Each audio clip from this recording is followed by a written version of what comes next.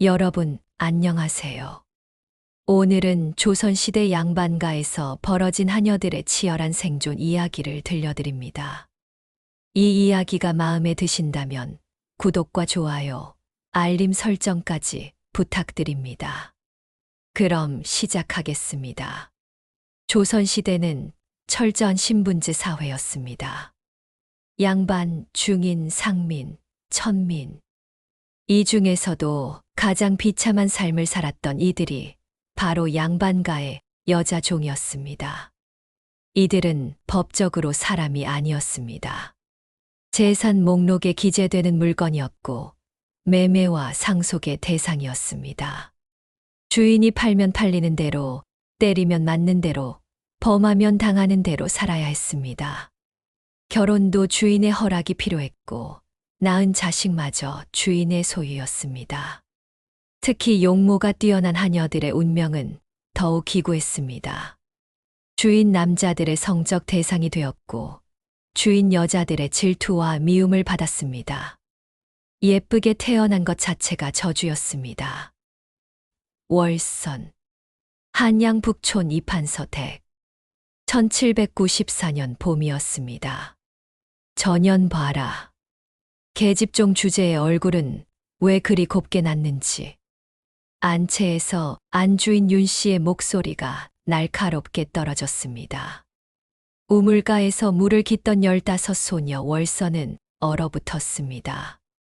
월선의 어머니는 이 집에서 20년을 일하다 3년 전 병으로 죽었습니다. 죽기 직전 어머니는 말했습니다. 월선아, 절대 눈에 띄지 마라. 우리 같은 것들에게 아름다운 얼굴은 칼이니라.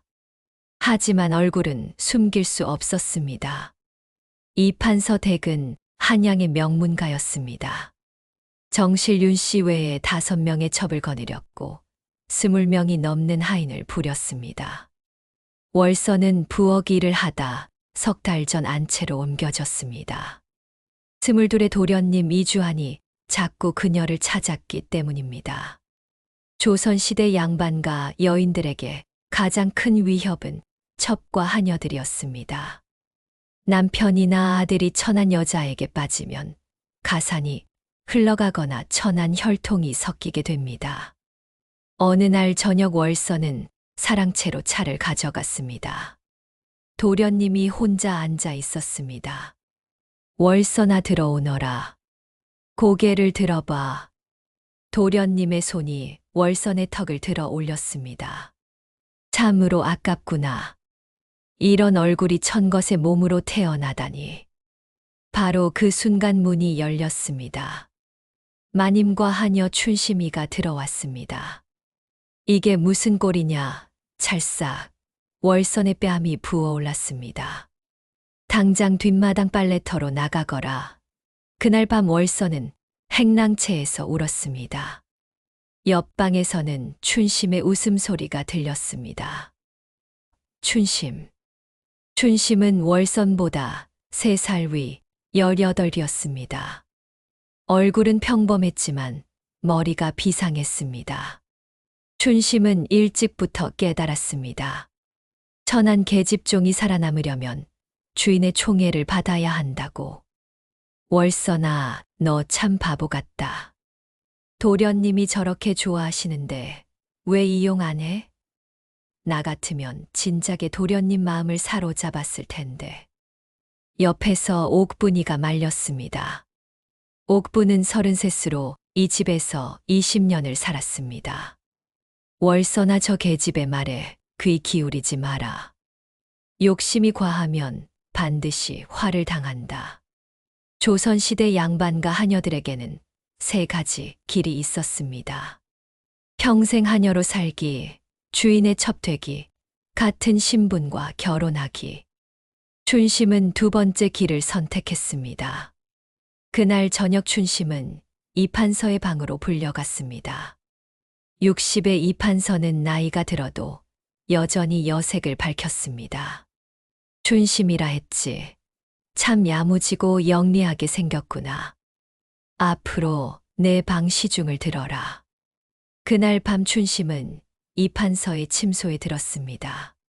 조선시대 법률에서 양반 남자가 자기 집 하녀를 범하는 것은 죄가 되지 않았습니다. 석 달 후 춘심의 배가 불렀습니다. 이 판서 댁은 발칵 뒤집혔습니다. 어른 날이 저런 천거세 씨를 병상의 마님이 노발대발했지만 이 판서는 기뻐했습니다. 60 나이에 자식을 보게 되었으니 경사 아니요? 춘심은 행랑채에서 별채의 작은 방으로 옮겼습니다. 하녀들은 이제 그녀를 춘심 마님이라 불렀습니다. 권력의 맛이 달콤했습니다. 춘심이 권력을 잡으면서 그녀의 첫 번째 표적은 월선이었습니다. 여전히 도련님이 뒷마당까지 찾아와 월선을 보고 갔기 때문입니다. 춘심은 마님을 찾아갔습니다. 마님, 어제 뒷마당에서 이상한 광경을 보았사옵니다. 도련님께서 월선이와 손을 잡고 계셨습니다.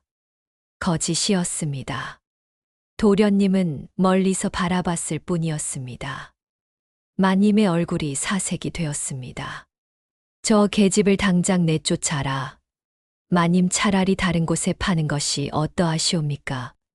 30리 떨어진 김진사 댁에서 하녀를 구한다 들었사옵니다.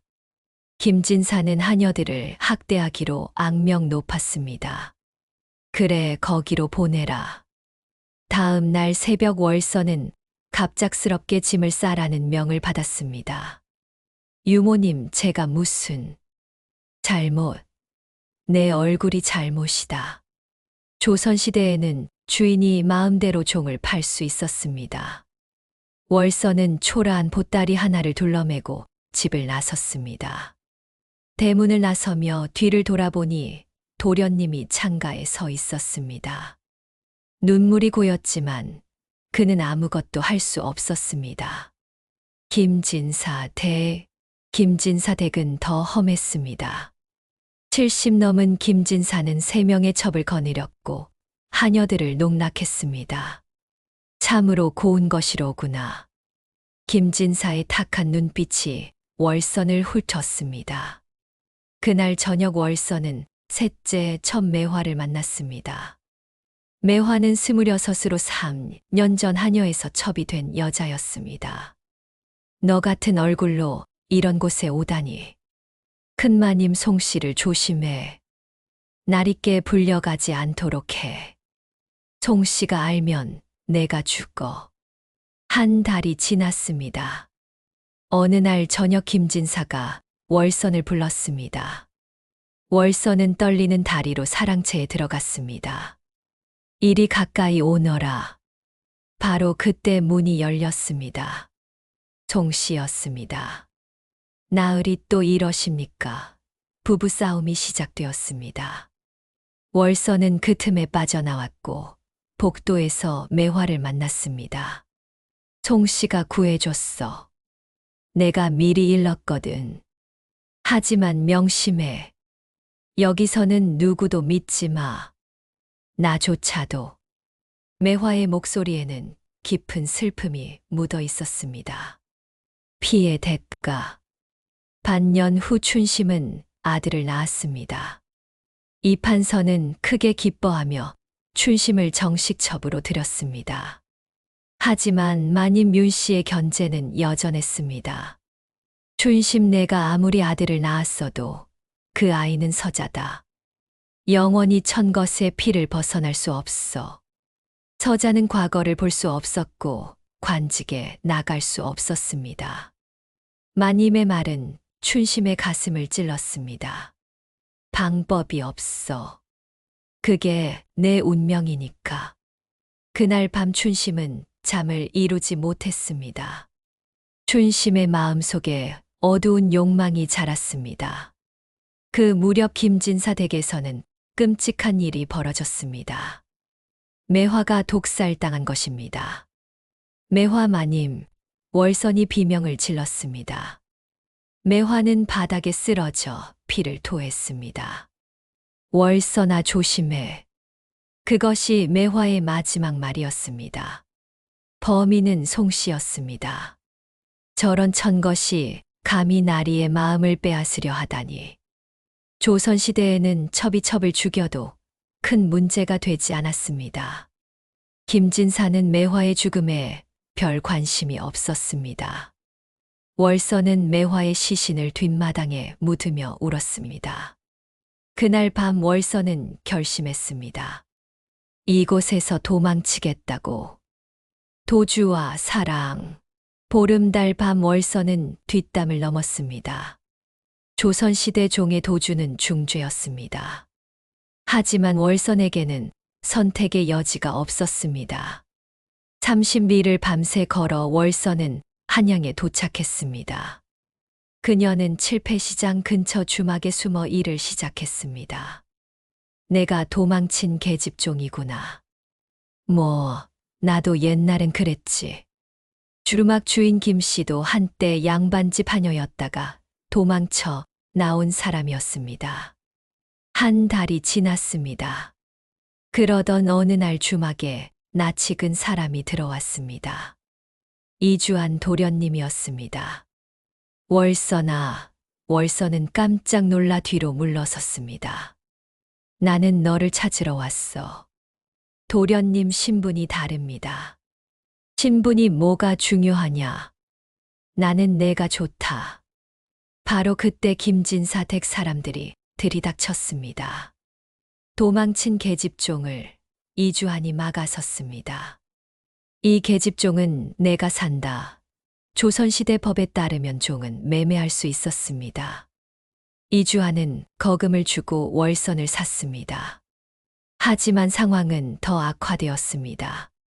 춘심은 이주한이 월선을 데려온 것에 분노했습니다.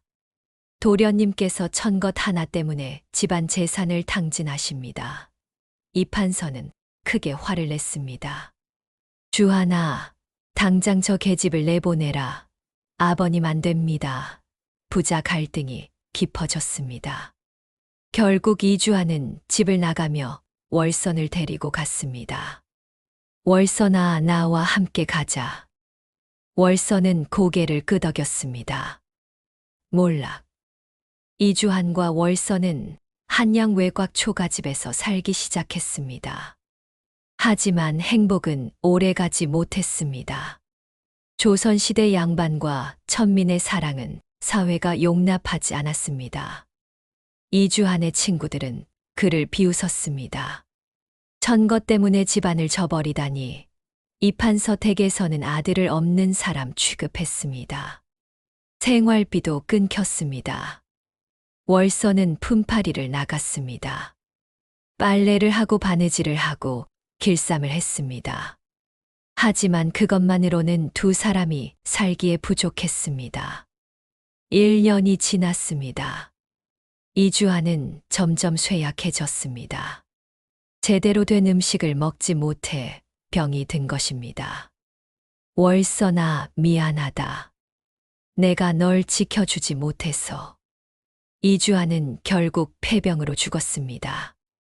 의원을 부를 돈도 없었고 약을 살 돈도 없었습니다. 월서는 그의 시신을 부여잡고 통곡했습니다. 도련님 깨어나세요. 월서는 그를 한양 외곽 산자락에 묻었습니다. 비석도 세울 수 없었습니다. 그 무렵 이판서 댁에서는 춘심과 마님 윤씨의 권력 다툼이 절정에 달했습니다. 춘심은 완전히 변해 있었습니다. 권력의 맛을 본 그녀는 더 많은 것을 원했습니다. 마님, 제 아들도 나리의 자식입니다. 정당한 몫을 받아야 합니다.